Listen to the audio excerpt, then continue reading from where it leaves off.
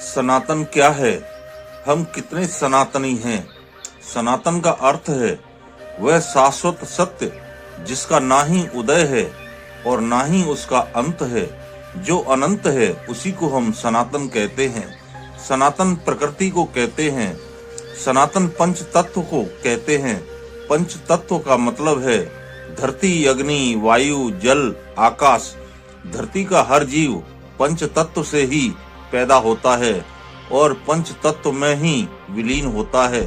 ब्रह्मांड में जहाँ तक पंच तत्व मौजूद है वहाँ तक प्रकृति जा सकती है। प्रकृति परमात्मा का रूप है। प्रकृति की जाति भी होती है, जैसे मनुष्य, गधा, घोड़ा, गाय, बैल, बकरी एवं प्रकृति के समस्त जीव। प्रकृति का धर्म भी होता है। जो प्रकृति की रक्षा करता है उसी को हम सनातन कहते हैं। आज मनुष्य स्वयं की रक्षा में लगा हुआ है। मनुष्य की मनुष्यता समाप्त हो जाती है तो प्रकृति स्वयं किसी मनुष्य को प्रकृति का ज्ञान देकर धरती पर उतारती है।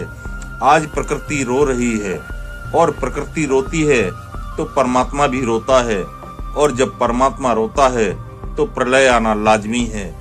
धरती के सारे मनुष्य मर जाते हैं तो सत्य भी मर जाता है, और जब सत्य मरता है तो प्रकृति पुराने आवरण को झाड़कर नए रूप में खुद को स्थापित करती है। प्रकृति के बदलाव का समय शुरू हो चुका है। आज मनुष्य बलपूर्वक प्रकृति का विनाश कर रहा है, लेकिन मैं कहता हूँ आज मनुष्य बलपूर्वक स्वयं का विनाश कर रहा है। यहाँ मैं आखिरी शब्द कहूँगा, सनातन कोई धर्म नहीं है। सनातन जीवन जीने की पद्धति को कहते हैं। सनातन धर्म होता तो उसमें सभी धर्मों का समावेश होता। धर्म स्वयं की रक्षा को कहते हैं। धर्म दूसरों की रक्षा को कहते हैं। धर्म प्रकृति की रक्षा को कहते हैं। आज मनुष्य धर्म की परिभाषा को भूल गया। आप प्रकृति की रक्षा करोगे तो प्रकृति स्वयं आपकी रक्षा करेगी। आज प्रकृति अपना हक मांग रही है। आपकी मर्जी है, आप कैसे देना चाहते हो।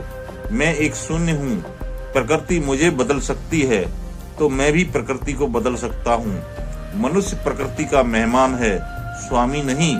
स्वामी तो सबका एक है, सच्चिदानंद। सनातन को धर्म से जोड़ना सनातन का अपमान है। सभी धर्मों को सनातन से जोड़ना सनातन धर्म है। आप कितने सनातनी हो, स्वयं की खोज करो। जय सच्चिदानंद।